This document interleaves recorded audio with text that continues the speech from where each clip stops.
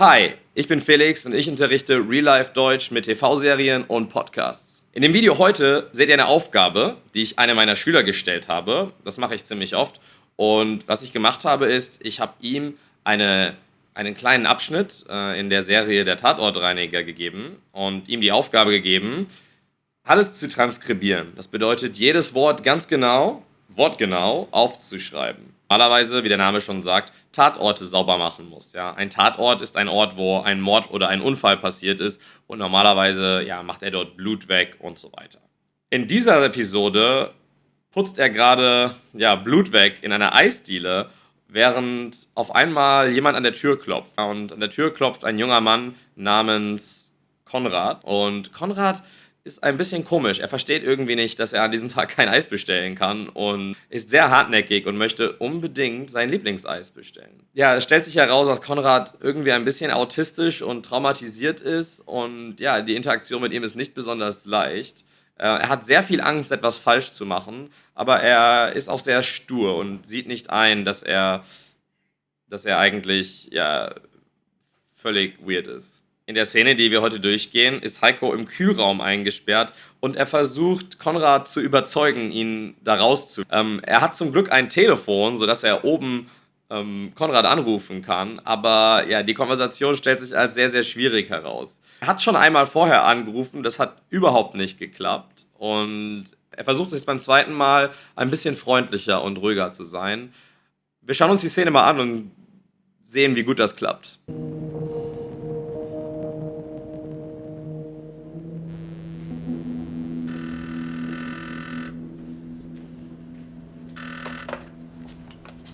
Robert Köndrich, guten Tag. Hey, Robert, ich bin's, Schotti. Wer? Heiko. Von eben. Bist du immer noch im Kühlraum? Ja. Pass auf, du machst jetzt Folgendes. Ich gehe nicht in den Kühlraum. Weiß ich. Sag mal, hast du ein Handy? Ja. Aber das benutze ich nur ganz selten, weil es auch sehr teuer ist und weil es... Geld, das gebe ich dir dann. Pass auf, du nimmst jetzt dein Handy, ja? Und dann wählst du die 1. 110. Das ist die Polizei. Genau. Und da sagst du deinen Namen, ja? Und dass du in der Eisdiele Alfredo bist, in der Währingstraße und dass da jemand im Kühlraum eingesperrt ist. Das Geld, das gebe ich dir dann nachher. Und ich lade dich sogar noch auf ein zweites Pfirsich Melba ein. Und wenn du willst, sogar noch auf ein drittes. Robert, Eigentlich esse ich immer nur ein Eis. Weil ich ja schon um Und 7... 7 zu Abend ist safe. Robert, bitte. das ist jetzt wirklich ganz wichtig, ja? Du nimmst das Handy und wählst 110. Und wenn es dann doch nur Spaß war? Ich war auch schon mal im Kühlraum eingesperrt. Aber das war nicht meine Schuld, das waren die anderen. Dann, in der Mittagspause, da haben die zu mir gesagt, jetzt machen wir aus dir eine Frostmaus. Und dann sind die einfach weggegangen und dann dachte ich, oh je, jetzt muss ich sterben. Aber dann haben die mich wieder rausgelassen und dann hat sich rausgestellt, dass das nur ein Spaß war. Und wenn man die Polizei ruft, aber das War nur ein Spaß, dann gibt Das das... ist hier aber kein Spaß. Robert, wenn ich hier nicht rauskomme, ja, dann sterb ich wirklich. Weil ich glaube nicht, dass hier die nächsten Tage noch irgendjemand vorbeikommt und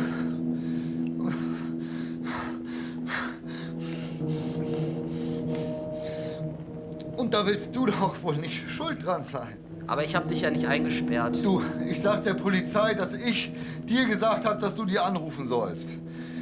Ich schwöre dir, du kriegst da kein... Ärger, wirklich. Was ist mit dem Glas, Welches Glas? das ich vorhin kaputt gemacht habe? Hab ich dir doch schon gesagt. Das ist nicht schlimm. Ja, das kommt drauf an. Also einmal habe ich schon mal aus Versehen ein Glas... Glas kaputt Ich gemacht. verspreche dir jetzt, hoch und heilig. Ich sag... Nachdem, dass ich das gewesen bin. Aber da sind meine Fingerabdrücke drauf. Das können die ja ganz leicht... Robert, bitte, du musst jetzt irgendjemand anrufen und sagen, dass ich... Ich hier eingesperrt bin. Du rufst diesen Patrick an. Am Sonntag? Rufe irgendjemanden an, der mich hier wieder rauslässt. Ich kriege hier langsam keine Luft mehr. Und es sind hier 37 Grad und ich schwitze wie ein Schwein. Aber du hast doch gesagt, du bist im Kühlraum. Ja, Und die Klimaanlage ist kaputt. Aber das war ich. Ich war die ganze Zeit hier und habe mein Eis gegessen.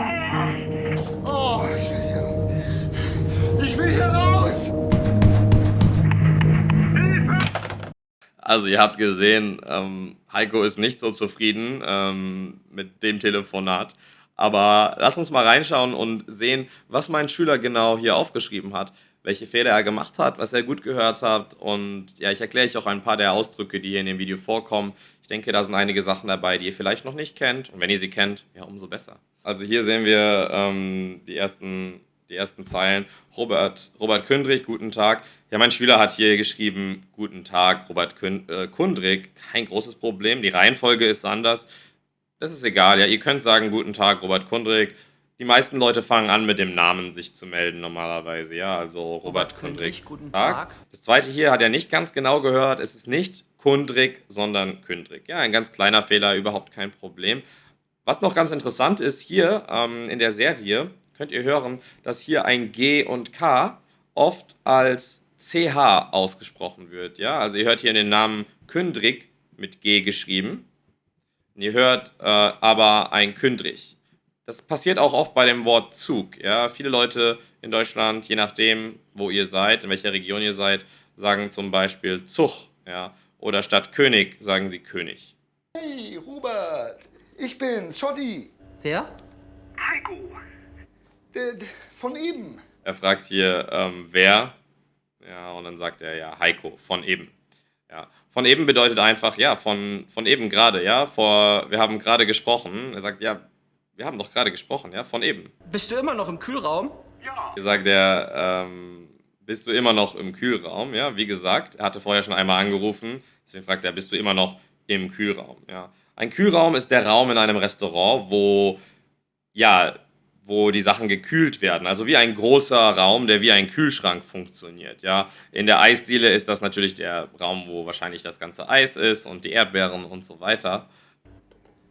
Pass auf, du machst jetzt Folgendes. Schauen wir mal, was Heiko sagt dann. Ja, pass auf, du machst jetzt Folgendes. Ja, das ist sehr wichtig. Der Ausdruck aufpassen, ja, hey, pass auf, bedeutet, hör mir gut zu. Was jetzt kommt, ist wichtig. Ja, diesen Ausdruck benutze ich oft mit meinen Schülern. Ich sage, Moment, pass auf.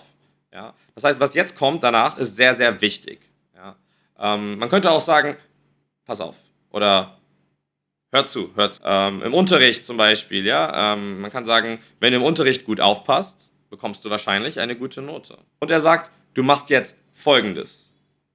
Das bedeutet, hör mir gut zu, du machst jetzt Folgendes. Bedeutet, du machst jetzt genau, was ich sage. Du machst das, was jetzt folgt. Also das, was jetzt danach gesagt wird. Wir melden uns auch oft am Telefon, wenn wir sagen, wir begrüßen uns und ich sage zum Beispiel, hey Patrick, na, wie geht's? Ja, alles gut. Hier Folgendes. Und dann kommt der Grund, warum ich eigentlich angerufen habe. Ja, also das ist ein sehr, sehr typischer Ausdruck, den wir am Telefon haben. Oder wenn wir Leuten kurz sagen wollen, warum wir gerade gekommen sind, warum wir mit ihnen sprechen. Sehr, sehr cooler Ausdruck, den ihr euch merken könnt. Ich gehe nicht in den Kühlraum. Okay, er sagt hier, ich gehe nicht in den Kühlraum. Das hat natürlich mein Schüler richtig gehört. Vielleicht muss ich das kurz erklären. Der Grund, warum Konrad nicht in den Kühlraum gehen möchte, ist, er sagt, er ist ja nicht der Besitzer der Eisdiele. Er sagt, er hat gar keine Befugnis, in diesen Kühlraum zu gehen. Er ist nicht erlaubt. Ja, wenn ihr die ganze Serie seht, seht ihr die Szene davor und er hat eben große Angst, etwas falsch zu machen oder in diesen Kühlraum zu gehen. Sag mal, hast du ein Handy? Ja. Okay, ja, er sagt, sag mal, hast du ein Handy? Hier auch wieder hört ihr das Wort sag mal. Er sagt, sag mal, ja. Auch wieder die Aussprache G als CH, wie vorher auch, ja. Sag mal. Ja, das bedeutet, ja, kannst du mir sagen, hast du zufällig, sagen wir auch manchmal, hast du zufällig ein Handy? Ja, sag mal, hast du ein Handy? Ja, sag mal, hast du 2 Euro? Ja.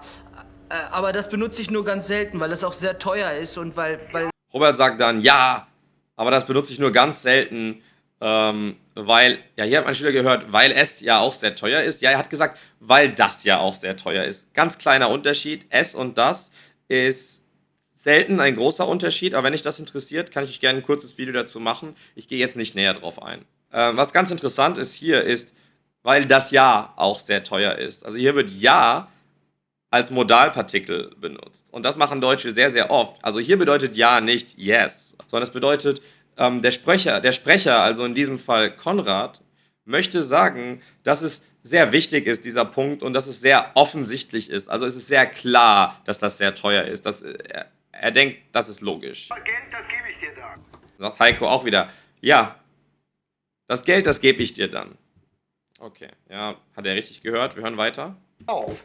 Du nimmst jetzt dein Handy, ja? Und dann wählst du die 1. 1-0. Das ist die Polizei. Genau. Und da sagst du deinen Namen. Ja, das Geld, das gebe ich dir dann. Pass auf, du nimmst jetzt dein Handy und du wählst die 110, ja? Die 110 ist, wie Robert schon sagt, das ist die Nummer von der Polizei, ja? Wir sagen auch, das ist der Notruf, ja? Der Notruf ist die Nummer, die ihr anruft, wenn ihr ein Problem habt, ja? Ihr ruft die Polizei, ihr könnt aber auch die Feuerwehr oder ein Krankenhaus erreichen, ja? Wenn ihr die 110 anruft, dann wird man euch normalerweise helfen. Und da sagst du deinen Namen. Und dann sagt er hier genau, und der sagst du deinen Namen. Ja, sehr, sehr gut gehört. Auch wieder hier, sagst du. Ja, er sagt nicht sagst du, sondern sagst du. Alfredo bist in der Währingstraße und dass da jemand im Kühlraum eingesperrt ist. Das Geld, das gebe ich dir dann nachher. Und dass du in der Alfredo bist, in der Währingstraße und dass jemand im Kühlraum eingeschlossen ist. Ja, ich glaube, hier die Reihenfolge war ein bisschen anders, aber wie gesagt, kein Problem. Er sagte hier, glaube ich, dass du in der Eisdiele Alfredo bist, in der Währingstraße und dass da jemand im Kühlraum eingesperrt ist. Er hat das Wort eingesperrt benutzt, aber eingeschlossen und eingesperrt hat genau die gleiche Bedeutung. Ja, ihr könnt sagen eingesperrt oder eingeschlossen. Überhaupt kein Problem. Hier. Das Geld, das gebe ich dir danach hier. Nicht ganz. Er hat gesagt, das Geld gebe ich dir dann nachher. Ja, kleiner Unterschied hier. Das Geld, das gebe ich dir dann nachher. Nachher bedeutet später. Es bedeutet quasi, er sagt, ich kann dir jetzt kein Geld geben, aber ich gebe dir das Geld später. Ich gebe dir das Geld nachher. Und ich lade dich sogar noch auf ein zweites Pfirsich-Melba ein. Hier hat mein Schüler gehört, oder ich lade dich sogar nach dem zweiten Pfirsich-Melba ein, wenn du willst, sogar nach dem dritten. Okay, hier hat mein Schüler den Ausdruck einladen auf nicht richtig verstanden. Ich zeige euch, wie das Ganze funktioniert. Er hat gesagt, und ich lade dich danach sogar noch auf ein zweites Pfirsich-Melba ein. Ja. Erstmal, was ist ein Pfirsich-Melba? Ein Pfirsich-Melba ist in diesem Fall einfach ein Eis, ja, was man bestellen kann in dieser Eisdiele. Das ist nicht so wichtig. Aber jemanden einladen auf bedeutet jemandem etwas ausgeben. Und das bedeutet etwas spendieren, jemandem etwas kaufen.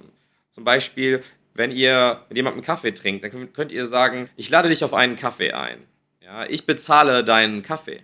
Oder ich würde dich gern einladen. Das bedeutet, ich will für deinen Kaffee bezahlen. Jemanden einladen auf ein Getränk. Ja. Wir sagen auch oft, ich gebe eine Runde aus oder ich gebe einen aus. Ja, einen ausgeben, eine Runde geben bedeutet, ihr bezahlt für die Getränke. Zum Beispiel, ich gebe eine Runde Wodka aus. Ja, das bedeutet, ich kaufe uns allen eine Runde Wodka. Und dann sagt er, ich lade dich auf ein zweites Pfirsich-Melba ein, wenn du magst, sogar noch auf ein drittes. Ja, also, wenn Robert möchte, bekommt er sogar ein drittes Eis von Schotti. Ja, das sogar bedeutet hier, dass er zeigen möchte, er ist bereit, sogar mehr zu geben. Sogar mehr, ja. Das passt sogar, wenn jemand fragt nach einem Termin, oh, sorry, ich kann heute nicht, kannst du morgen, kannst du sagen, oh, das passt mir sogar besser, ja, even better.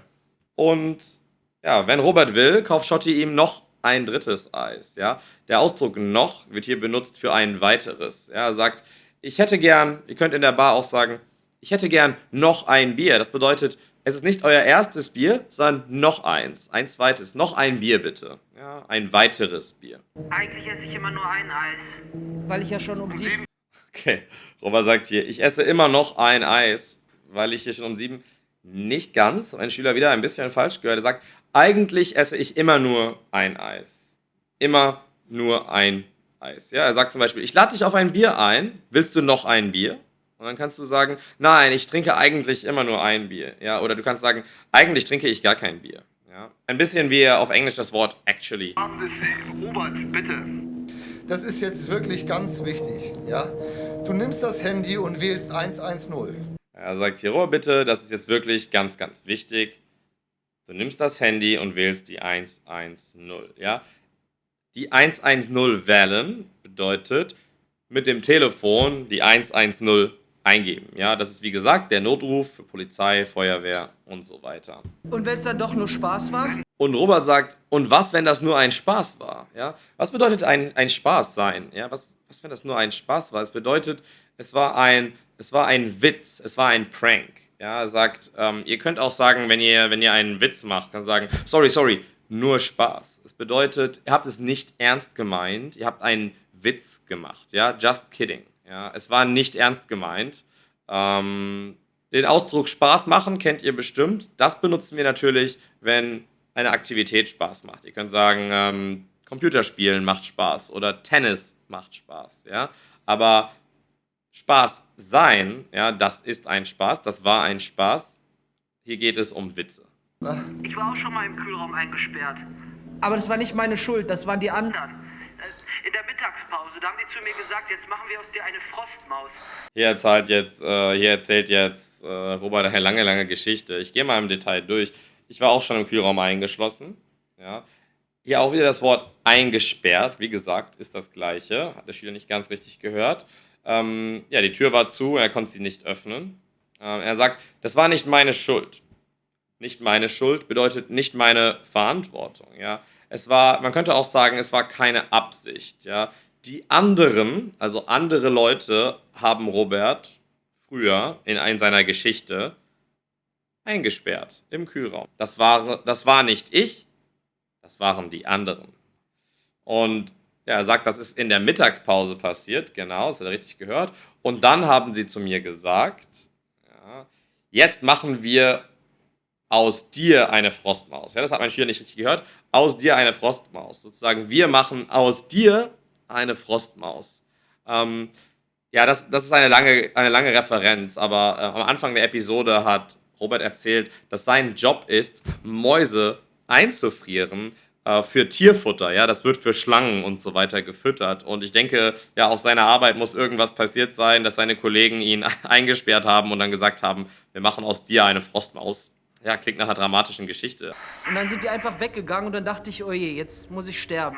Und dann sind sie einfach weggegangen und ich dachte, oh nein, jetzt muss ich sterben. Ja, das hat mein Schüler richtig gehört. Das ist gut. Aber dann haben die mich wieder rausgelassen und dann hat sich rausgestellt, dass das nur ein Spaß war. Mein Schüler hat gesagt, aber dann haben sie mich wieder rausgelassen, es war ein Spaß. Nicht ganz, er hat gesagt, aber dann haben sie mich rausgelassen und es hat sich rausgestellt, sehr wichtiges Wort, rausgestellt oder herausgestellt, dass das nur ein Spaß war. Ja, also hier auch wieder, es war nur ein Spaß, war ein Prank, so gesagt. Deutsche sagen oft, es hat sich rausgestellt. Ja. Zum Beispiel könnt ihr in der Zeitung vielleicht so etwas lesen wie, es hat sich herausgestellt, dass das Opfer den Täter kannte. Und wenn man die Polizei ruft, aber das War nur ein Spaß, dann gibt das... Und wenn man die Polizei ruft, aber war nur ein Spaß, ja, wenn man die Polizei ruft und es war nur ein Spaß, sollte es hier heißen, dann gibt es, und er sagt seinen Satz nicht fertig, weil Schotti jetzt spricht, aber er wollte sagen, dann gibt es Ärger. Ja, wir sagen, das gibt Ärger. Das bedeutet, das gibt ein Problem. Ja, auf Englisch sagt man, ja, you're in trouble, du bekommst Ärger. Wenn die Eltern oder andere Autoritäten dir eine Strafe geben oder sehr negativ reagieren, ja, dann bedeutet das, du hast Ärger bekommen. Kann sagen, wenn du dein Essen nicht aufisst, dann gibt es Ärger. Ist hier aber kein Spaß. Robert, wenn ich hier nicht rauskomme, ja, dann sterb ich wirklich. Okay, er sagt, das ist hier aber kein Spaß, Robert. Ja, er sagte, das ist kein Prank, das ist kein Witz. Wenn ich hier nicht rauskomme, dann sterbe ich wirklich. Genau. Ja, sehr gut, hat mein Schüler also super gehört. Weil ich glaube nicht, dass hier die nächsten Tage noch irgendjemand vorbeikommt und Ja, weil ich glaube nicht, dass hier die nächsten Tage noch irgendjemand vorbeikommt. Sehr gut, ja. Vorbeikommen bedeutet, ja, einen kurzen Besuch zum Beispiel statt. Er sagt, das macht keinen Sinn. Die Eisdiele ist geschlossen. Ja, da wird niemand einfach vorbeikommen, wenn die Eisdiele geschlossen ist. Und das heißt, niemand kann ihn rauslassen. Ja. Wir benutzen den Ausdruck auch bei Freunden. Man sagt, ja, bist du zu Hause? Kann ich kurz vorbeikommen? Ja, oder ich komme auf einen Kaffee vorbei. Und da willst du doch wohl nicht schuld dran sein. Da wirst du ja wohl nicht schuld dran sein. Das bedeutet, du möchtest nicht die Verantwortung haben. Ja? Du willst nicht schuld sein, dass Heiko gestorben ist. Das wäre dann deine Schuld. Aber ich habe dich ja nicht eingesperrt. Hier haben wir auch wieder Ja als Modalpartikel. Er sagt, es ist offensichtlich. Natürlich war ich das nicht. Du, ich sag der Polizei, dass ich dir gesagt habe, dass du die anrufen sollst. Ich schwöre dir, du kriegst da keinen Ärger, wirklich. Okay, du erzählst der Polizei, dass ich dir gesagt habe, dass du anrufen sollst. Nein, hier haben wir tatsächlich ein paar Fehler, die falsch gehört haben. Ich erzähle der Polizei, dass ich dir gesagt habe, dass du anrufen sollst. Und er sagt einfach nur, ich schwöre dir, du bekommst keinen Ärger. Ja, sehr interessant. Wir haben ja wieder, ich erzähle der Polizei, dass ich dir gesagt habe, dass du anrufen sollst. Ich denke, das versteht ihr. Ich schwöre dir, ich weiß nicht, warum ein Schüler Jesus Christus gehört hat. Hat keiner hier gesagt, Jesus Christus. Aber ich schwöre dir, du bekommst keinen Ärger. Also, ich garantiere dir, du bekommst keinen Ärger. Ja, ich schwöre dir, wir sagen manchmal auch hoch und heilig, du bekommst keinen Ärger. Ärger bekommen, haben wir eben schon drüber gesprochen. Ja, ein Problem bekommen mit der Polizei in diesem Fall. Was ist mit dem Glas, Welches Glas? das ich vorhin kaputt gemacht habe? Sagt ihr, was ist mit dem Glas? Welches Glas? Das du vollkommen kaputt gemacht hast? Nein, das ich vorhin kaputt gemacht habe. Ja? Kaputt machen bedeutet einfach etwas zerstören, also das Glas kaputt machen bedeutet, wenn das Glas runterfällt. Ja? Früher in der Episode ist Konrad ein Glas runtergefallen. Er macht sich Sorgen, dass er Ärger von der Polizei bekommt, weil er ein Glas kaputt gemacht hat. Vorhin bedeutet gerade eben, also vor einer kurzen Zeit. Zum Beispiel könnt ihr es auch benutzen, wenn ihr fragen wollt, hey, hast du vorhin angerufen? Oder ich habe vorhin Melanie gesehen. Hab ich dir doch schon gesagt. Das ist nicht schlimm. Hab ich dir doch schon gesagt. Auch wieder das Doch. Das hab ich dir doch schon gesagt. Ja, das Doch, auch wieder wie das Ja. Das habe ich dir ja schon gesagt. Ja. Das ist nicht schlimm. Nicht schlimm bedeutet, dass es kein Problem ist. Überhaupt kein Problem. Ihr könnt sagen, ja, ist nicht schlimm. Ist nicht schlimm. Das kommt drauf an. Also einmal habe ich schon mal aus Versehen ein Glas... Glas kaputt Ich gemacht. verspreche dir jetzt, hoch und heilig. Ich sag, Nachdem, dass ich das gewesen bin. Oh, jetzt wird es langsam dramatisch. Okay. Robert, erzähl wieder. Das kommt darauf an. Ich habe schon einmal aus Versehen ein Glas kaputt gemacht. Ja, er sagt, aus Versehen. Aus Versehen bedeutet ohne Absicht, ohne Intention. Ja. Ihr könnt zum Beispiel sagen, oh, ich habe dich aus Versehen angerufen. Oder ich habe aus Versehen das falsche Hotel gebucht. Ja, ihr wolltet das nicht, aber ihr habt es trotzdem gemacht. Das ist aus Versehen passiert. Das war nicht eure Schuld, aber es ist passiert. Aus Versehen. Heiko sagt, ich verspreche dir hoch und heilig, ich sage ihnen, dass ich das gewesen bin. Kleiner Unterschied, ich sage denen, ja, ist ein Demonstrativartikel. Ich sage denen, der Polizei, dass ich das gewesen bin. Aber da sind meine Fingerabdrücke drauf. Aber da sind meine Fingerabdrücke drauf. Das könnte ja ganz leicht, er macht sich Sorgen wegen den Fingerabdrücken. Das sind die Abdrücke, die eure Finger hinterlassen, wenn ihr etwas anfasst. Ja, die Polizei nimmt manchmal Fingerabdrücke. Das könnt ihr ja ganz leicht... Robert, bitte, du musst jetzt irgendjemanden anrufen und sagen, dass ich... Ich hier eingesperrt bin. Du rufst diesen Patrick an. Am Sonntag? Rufe irgendjemanden an, der mich hier wieder rauslässt. Oh, jetzt wird es sehr dramatisch.